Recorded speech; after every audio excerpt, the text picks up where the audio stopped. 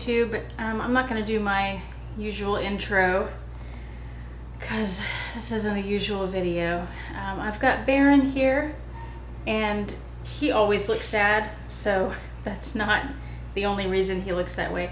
I think I've explained this before. He's this like Jekyll and Hyde kind of guy. When he's being held, he looks really sad and pathetic for some reason, but when you put him down, he goes wild and he runs around and he's crazy and wonderful.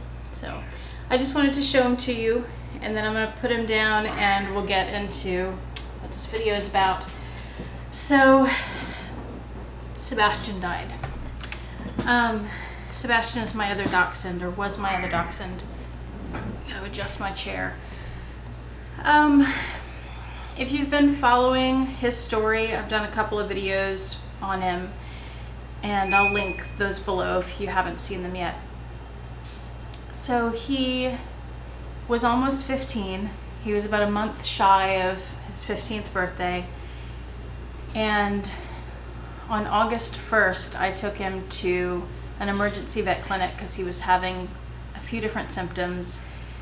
And it turned out he was in kidney failure, and we found out a few days later that it was because he wasn't able to pee. His urine was backing up into his kidneys. That's what caused the kidney failure.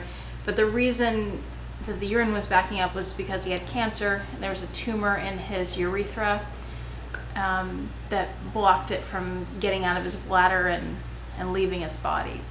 So he stayed in that emergency clinic for about 5 nights while they worked on him, and they didn't know then that he had cancer, or if they did, because there was some radiograph where someone found a tumor but nobody told us about it for some reason. I don't know what that was about, but we were able to get him to a different vet, which is about an hour away. The other one, the emergency vet's practically right across the street from us. The other one's about an hour away, but they were amazing. They knew right away what was wrong. They were able to diagnose the tumor, prescribe some medicine that was supposed to help kill the tumor or kill the cancer cells, or at least slow them down. And the doctor put a stent, like it was a catheter, urinary catheter, in his bladder and through the urethra, like over the tumor. It wasn't a tumor that could be removed. So put the stent in so that the urine could get through and he was able to pee. And there were a little bit of complications. This doctor had done the procedure before, but he'd only ever done it on female dogs. So Sebastian's anatomy was a little bit different, and there was a little bit of a learning curve there, which is perfectly fine. I get it. I was just happy that we knew what was going on and that there was a chance to help him and buy him some time. And this doctor said with the female dogs he's treated with that procedure that they could last for months or years. So I was hopeful. He was doing so well. He was able to pee just a ton. He would wear these little wraps. We called them bat wraps because his nickname was Bat, which Vincent, my bird, gave him that nickname. But he'd wear that, and then like a human urinary, like a maxi pad. We'd cut those in half and put them in there. And I mean, he was soaking those, and to the point where we had to change them every 2 hours or so. So we thought he was doing just great. And I'm filming this, by the way, on a Tuesday night after work, and Sebastian died this past Saturday morning. So it's only been a few days. That week before, most of the week, he was starting to show, not just starting, he was gradually showing more and more of the same symptoms that he had at late July, which led me to take him in on August 1st to that emergency vet. And I was really confused by it because back then he wasn't able to pee at all, and the urine had backed up into his kidneys. And I was thinking, well, he's got the same symptoms now, but he's peeing, so it can't be the same issue. So he already had, on Saturday morning, he already had a follow-up visit with his surgeon scheduled, and this just all kind of culminated where we were able to take him in on Saturday morning and talk about the issues that he's been having. And on Friday, so the day before he died, he started vomiting, which was one of the previous symptoms too. And it turned out it was the same issue. The stent, I still don't know exactly what happened and how to explain it really well. I don't have a complete understanding of it, but I don't know if the tumor had grown or not, but the stent had moved some. He was still able to pee a lot, as much as he had been, but somehow his bladder was enormous and it still filled and was backing up into his kidneys. We didn't do blood work, but he was having the same symptoms where like he was even having some mental issues that he had before, where he just kind of seemed out of it. He just seemed kind of dazed, and sometimes he'd be in kind of a trance. Like we'd get on the elevator to go downstairs to go outside, and usually he would walk in the elevator and he'd turn around and wait at the door for the door to open. But here you'd take him into the elevator and he'd walk in and he would just stand there and stare at the back wall. And he did that back in July, August, and now he's doing the same thing. And he'd have these other things where he'd just kind of, you'd be carrying him in the apartment and you'd put him down, and usually he'd walk to wherever he's going, but you'd put him down and he'd just stand there. And back in July, I thought that it was doggy dementia, because he's almost 15, and some dogs get dementia, and I thought that's what it was. And I found out that it was because of the kidney failure. It was phosphates in his brain, is what the vet at the emergency clinic said. So I know it's the same thing that was happening. So anyway, on Saturday morning, we told the vet about these symptoms. They did an x-ray, showed us that they brought us back to look at the images, showed us that his bladder was huge, and that it was probably clearly all backed up. And it was to the point where he wasn't able to not just pee, but use the bathroom. I don't want to get too graphic and gross, but it was pressing his colon flat pretty much, where he couldn't get that stuff to pass either. The doctor said that he could sedate Sebastian, which they had done before, and manually move the stent. That was one of the early complications he had with the surgery, where it got out of place and they were able to sedate him and move it manually. So he'd been through that before.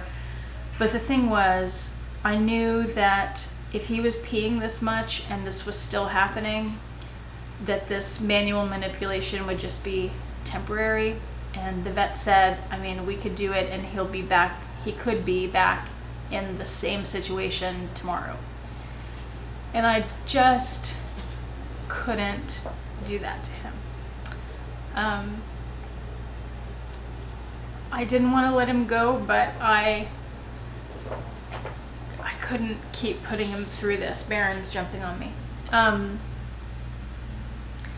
I didn't want to take temporary measures, because that would have been for me, and I needed to put him first there. I just didn't. He was so miserable last week, and especially that last day where he was vomiting. He was just so uncomfortable. And actually, he only vomited like 3 or 4 times, and for dogs it's not that big a deal. It's not quite like it is with us. But hold on. Hey Bear, come here. Baron wants to come visit. Actually, I think what he wants is, I have these Junior Mints on my desk. I bought these on Saturday evening after Sebastian died, because Junior Mints were one of his favorite little treats, so I got them in honor of him. Not that he ate Junior Mints all the time, like, don't freak out on me, but every once in a while he got some Junior Mints, and he got to where he recognized the packaging. He just loved Junior Mints. So I've been very slowly munching on those and giving Baron one every once in a while. Here, you can have one.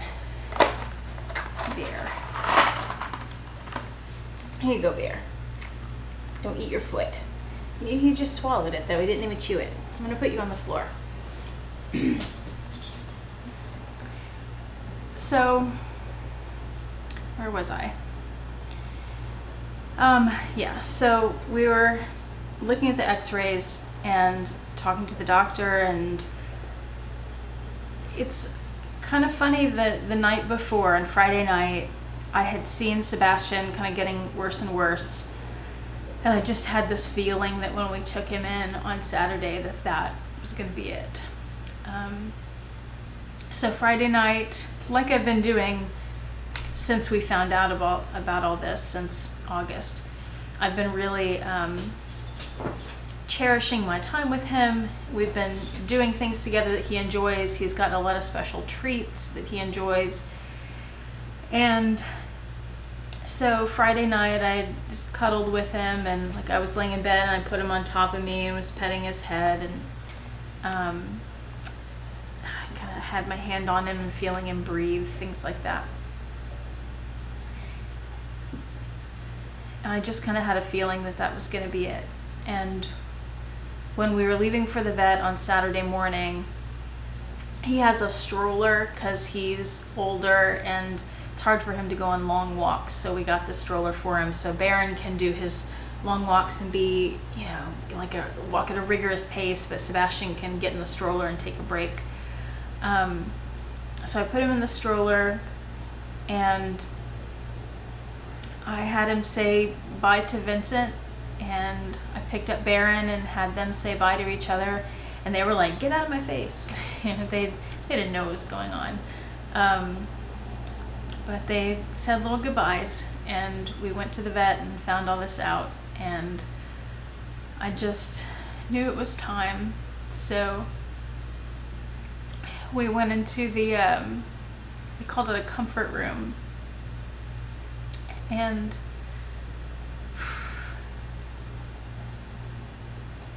we spent a little time together, and I held him and I had him wrapped in blankets because he was always cold and he was really thin from being old, and then probably too from the cancer, although he, you know, he had no problem eating. He had an appetite. And there was a donut shop next door. I had kind of planned to get him a hamburger when I knew at some point I was going to have to put him down. So I planned to get him a hamburger. We did that with my mom's dog, Ginger. This is Ginger. We had to put Ginger down because of cancer also the weekend before Christmas last year in 2017. And we stopped and got her a hamburger so she could have that as her last meal. So I was going to do that for Sebastian, but it was like 10 o'clock in the morning. The burger places weren't open, but there was a donut shop next door. So I asked the boyfriend to go next door and get Sebastian a sausage and cheese kolache because he loves sausage and he loves cheese. And he did that, and we fed that to him. I broke it into little pieces and gave it to him. There's a loud vehicle outside. And we took a bunch of photos too. I got pictures with him and pictures of him, and the boyfriend got pictures with him, and we took pictures, the three of us. And the doctor said we could stay in the comfort room all day if we wanted, but I couldn't do that to myself. That would have been too hard. I kind of just needed to make it kind of quick. It would have just been torture for me to draw it out. And we thought about coming home to get Baron, because when we put Ginger down, my mom's dachshund Lily was there, because we did an at-home euthanasia at my mom's house. And my mom and I were on the floor with Ginger, and the boyfriend was in a chair right behind us with Lily. And as soon as Ginger was gone, Lily got down out of the chair and laid on the pillow next to her head. It was like she knew what happened. And she was depressed for a few months after that, which is not like her.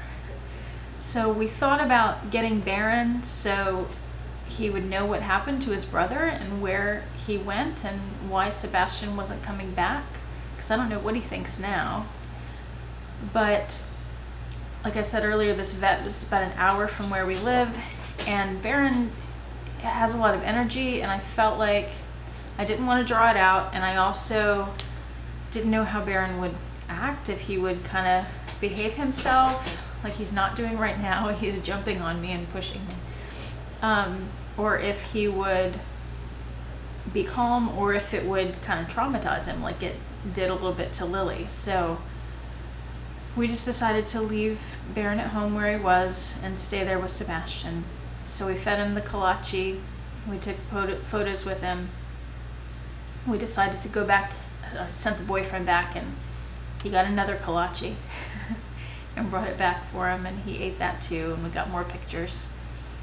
And then I held him, I cradled him, and had him wrapped in blankets, and they had already taken him in the back and put an IV in his arm, and it was all bandaged up in this bright yellow bandage. And they already had, coming out of his arm was this long tube, and the vet, when we told them that we were ready, the vet came in and he told me that the sedative was already set in the tube. So when I told him to go ahead, he ran saline through the tube, which pushed the sedative into Sebastian, and I watched him within seconds, like instantly almost, he was under the sedative. He went from looking at me and being there to he coughed like 2 or 3 times, and then his little tongue came out, and then his jaw opened, and he was out of it. He wasn't gone like dead yet, but he yeah. And then the doctor let me wait, I don't know, 30 seconds or so, and then I looked over and nodded at him, and he pushed the drugs through. So that happened.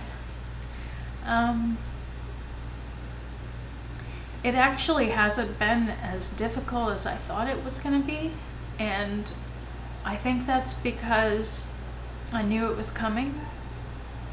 I didn't know it would be this quick. I hoped he would last through next year at least. Next month, October 25th, is his birthday. He would have been 15, and I was going to throw him a little party and invite, I think I mentioned this. I'm not the type of person who throws their dogs parties, but this was special, so I was going to have some of his human friends and dog friends over, and mostly for them, really, to be able to see him and say bye to him. But it's not going to happen now. And then for Christmas every year, I make our own Christmas cards. I do these little drawings of us. I do these dog drawings. I'm an artist, if you don't know that. And one of the things I do are these black and white pen and ink drawings of dogs. And they're like journal entries, really. They're very personal, private images. And I do those as our Christmas cards among the ones that I do throughout the year. So whatever has happened that year is represented through these dog drawings and the Christmas cards. And when we have someone die, I put them somewhere in the card with wings. And I've really been hoping that Sebastian wouldn't have wings in our card this year, but he will. That's one of the things that's hardest when I think about it, actually, is because I've just really been dreading that. I have a few drawings in my head that I haven't been able to manifest yet that have to do with him.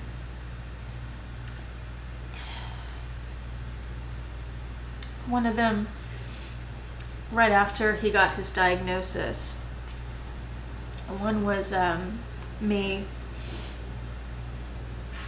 holding him, but he's got wings and he's like going up to the heavens, right?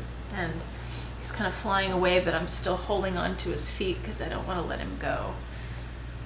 And I thought about drawing that one back at the beginning of October, but I haven't wanted to. I wanted to wait. I didn't want to do any drawings of him with wings until he was gone. So I have that drawing in my head, and I'll need to put it on paper. And I've got a few other ones, but that's one of the main ones. It's going to be hard to do. But he'll have wings in the Christmas card this year, and we're going to have some other wings in the card too. And I don't want to go into detail on that, but I've said in the videos over the last few months that it's been a pretty crappy summer. I mean, it's the end of September now, but it's like it started back in May, I think it was. Some really bad things happened over the last few months, and a few of them involve wings. So this is the latest one. On a brighter note, I'm still obviously grieving for him, and even though it's been a little easier than I imagined because I knew it was coming and I've been able to prepare myself some for it, and some of the worst part is just the anticipation. And then when it finally happens, you hear people talk about relief. Sometimes you feel a sense of relief when someone dies. I don't know that I felt quite that, because he wasn't a burden, and like, I'm not knocking that at all, because I totally get it. I just haven't quite felt that. I have felt some guilt that I don't feel worse, or that I'm not crying more, or, you know. But what I've been doing is, when I do get sad and I think about him and he's not here, and I miss him, and I miss touching his soft fur, and, you know, those things, I just force myself to think, but he's not in pain anymore, and he's not uncomfortable, and he's not suffering anymore, and he had a fantastic life with us. He had some suffering, a few medical issues in his life, but overall he was a really happy dog, and he had a lot of great things happen to him, and a lot of great experiences with us. So I just try to remind myself of that, and that makes me feel better.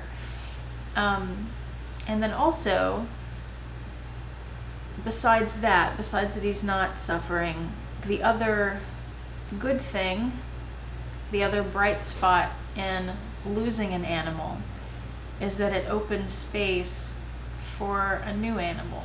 So it opens up a spot in our apartment building. We can only have 2 dogs.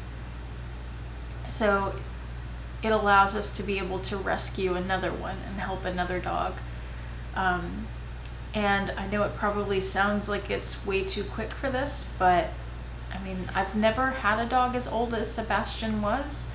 So I've been thinking about this for a few years, and kind of like, gosh, how long is he gonna live? Because I've just never had a dog that old before.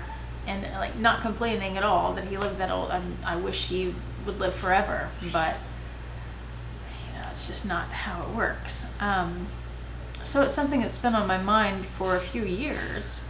And you know, I work with dog rescue, so we already have a couple of dogs lined up to meet sometime next week.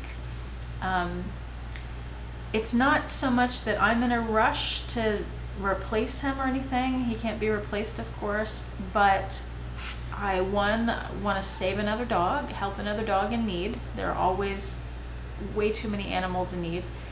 And 2, Baron needs a friend. He is so lonely. When Sebastian was in the hospital, he was so depressed and sad. And he's not quite as bad now, because he seems to be used to having Sebastian away for a bit. It's not as unusual to him as it was earlier in August, but he's being much more clingy with us and more affectionate. And when we both have to leave and he's here by himself with Vincent, who he doesn't like, but she's locked up, so it's okay, he cries at the door like he's never has before. And so he needs a friend.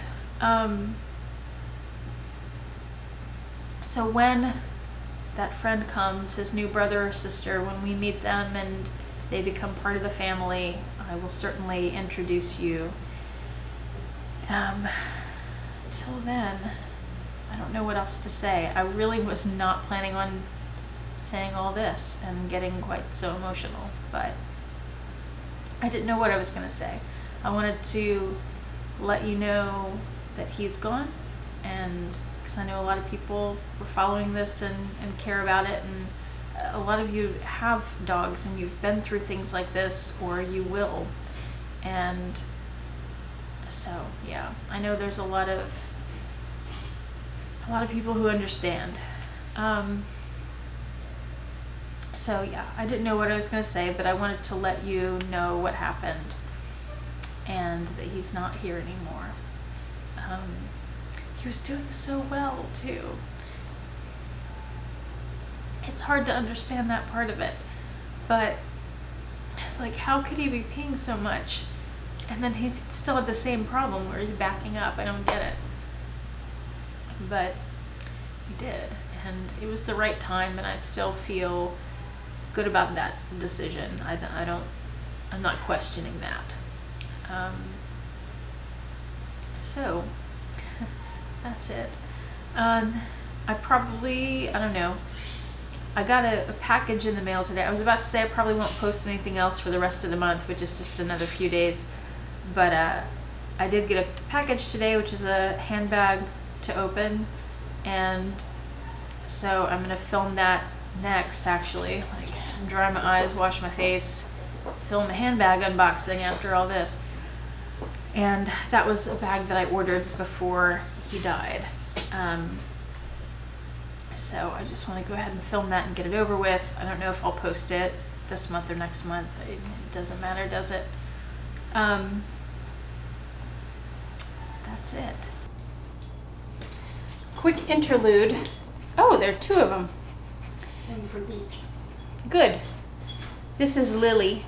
So I just filmed this whole thing and the outro, which is not really a real outro.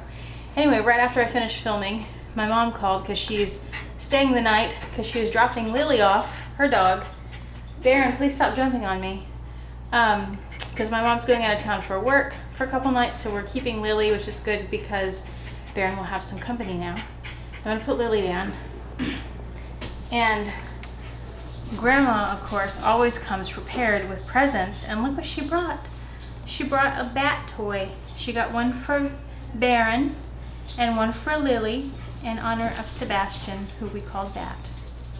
So that's very cute.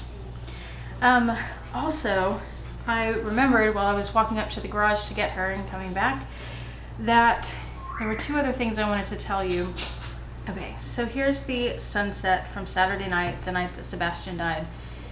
And I posted this picture, or one of these pictures, to Facebook and said, Sebastian sent us the sunset.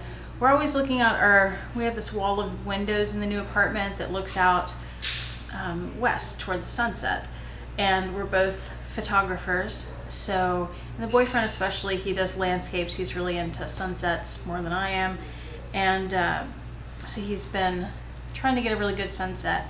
And so I said on Facebook, Sebastian sent us this sunset. I don't actually believe that sort of thing, but it's nice to think that stuff like that could be true, right? It makes you feel a little better. And one of the comments that I got on it, which I thought was really sweet from a friend, was that Sebastian wants us to know that he's doing okay. And that was like a sign that he's doing well. So just wanted to show you that. And then, so the first night that he's gone, I'm thinking is going to be really rough, and the next morning's going to be really rough because it's the first morning that I'm waking up and he's not there. And something else happened, and I just wanted to tell you about this because it was interesting. So we live in this corner apartment that's in a we're right across the street from a residential neighborhood that's very quiet, but we're in an apartment building that is surrounded by retail. So especially on Saturday nights, it's a little noisy. There's a restaurant downstairs and people are up till like 10 past 10 at the restaurant, being kind of loud in the courtyard. And then there's also an Uber stop right downstairs from our apartment that, you know, people are getting back. Bars close at like 2 a.m. in Houston, so people are getting back after 2 and being pretty noisy, waiting with their friends to be picked up or dropped off or whatever. So we're used to noise on Saturday nights. Well, I wake up to the sound. It sounds like a guy screaming, and I'm just thinking, I'm ignoring it. Not screaming, but yelling. I'm ignoring it because I'm thinking, on Saturday night, it's one of these drunk guys. I didn't realize until quite a bit later that it was 5 o'clock in the morning and not 2 or 3. And he yelled a few times, like maybe 4 or 5 times, before I realized that this wasn't normal, that he sounded like he was in distress. And I hopped out of bed, and if you watch my channel, you know I have back problems. I usually do all these stretches before I get out of bed in the morning, and it sounded urgent enough that I couldn't take the time to do that. I had to jump up, and I looked out the front windows to see if I could see anything. I couldn't see anything, so I looked out the side windows to look over the courtyard to the restaurant. Didn't see anybody there, so I went back to the front windows. I opened one of the windows to see if I could hear better, and I heard one more yell, and it was this guy, and he was screaming as loud as he could, "Help me!" Like, help me. It was the last time I heard him. I couldn't see anything. There are trees out front. There are like buildings. It was coming from down the street, not too far down the street though, because it was pretty clear. So, you know, I don't know what's going on. I didn't realize yet that it was 5 in the morning, that it was that late. I'm not going to go downstairs by myself. I woke up the boyfriend. You know, who knows what's going on. We don't want to go down and get ourselves murdered or something, whatever is happening. So I got on my phone, I called 911, I reported it, I asked for a police officer, they took the address and all this stuff. And then we waited a few minutes and we went downstairs to see if we could find someone in distress. We get down there and walked down the street. We couldn't find the guy. We couldn't see anything wrong. I mean, it was still black outside. It was still very dark. There are street lights and stuff, but we've got our phones with the lights on them looking. We're going up into bushes by the apartments and looking. I was in a driveway next door, and a car pulled up to me, and it was this woman who we learned later lived right across the street in her house, and she asked if I heard the guy yelling, and I said yes, and I called 911 and all this, and so she was driving around the neighborhood looking. She didn't see anything. The police never did show up. We stayed down there for about 30 minutes, never saw any cop cars, not sure what happened there, but yeah, so I hope the guy was all right. I don't know what that was. I don't know if somebody was actually in distress. It sure sounded like it.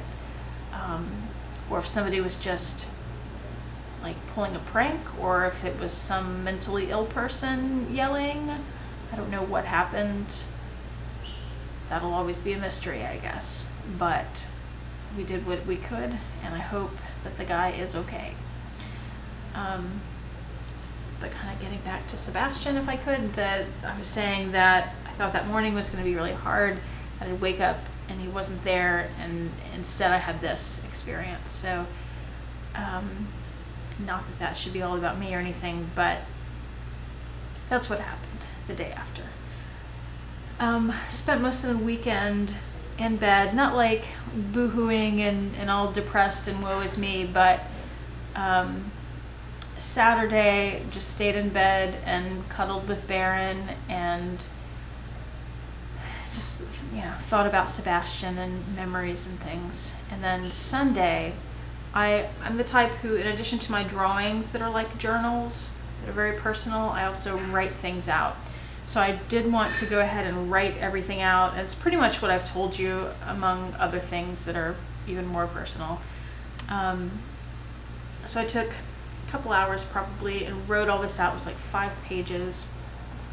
And I started like in July, and wrote out the whole timeline and everything that happened in detail about Saturday morning and having to euthanize him. And I really was not in the mood to write that. I had to force myself to do it because I knew I was going back to work on Monday, and once I did that and I'd be into that mode, I'd start forgetting details. So I wanted to write it down while it was still fresh. Monday comes around, I go to work, I'm okay. I come home from work, I open the door, and you kind of walk in and then there's a turn and then another turn into the apartment, and Baron came running around the corner like he always does, but nobody else came running around the corner, and it was really sad. And I hadn't thought about that. I hadn't anticipated that Sebastian wouldn't be there to come around the corner like he always did. And so Baron came around and nobody followed him, and I just stood there in the entry and burst into tears. So yeah, I mean, most of the weekend I did what I said earlier. I would start to get sad and I'd remind myself, he's not in pain anymore. This is, in that way, this is a good thing. It's best for him. And I wasn't really letting myself feel it too much and have like a deep cry, you know. But that started it. So I've had a few of those now. And like I said, now it's Tuesday night. That happened Saturday morning. I don't know when this video is going to go up. But yeah, that's what's been going on. And I'm not done grieving, but like I said, it hasn't been quite as hard as I thought it would be, and I think that's because I had this month and a half, almost 2 months with him where I knew we were on borrowed time, and I knew I had this chance to really spend even more quality time with him and just treasure every moment. And really like remember him and pay attention to him and like focus on him, so I'd remember all the details and yeah, and take lots of pictures too. I got lots of pictures of him. And that's it. I think that's all I have to say. I didn't know what I was gonna say. I've gone into a lot more detail and some more personal stuff than I thought I was going to, but that's okay. All right, I'm gonna go ahead and play now the outro that I filmed earlier before my mother came. So here it is, bye. I'm not gonna do my regular outro either, so I'm just gonna say bye here. I hope that you have a fantastic evening, and I know a lot of you are going through similar things. A lot of you are going through a lot worse. A lot of you are not, and that's great. We all have these ups and downs in life, and this is just one of those down points, but yeah. All right, I'm gonna say bye now. Bye guys, I'll see you next time.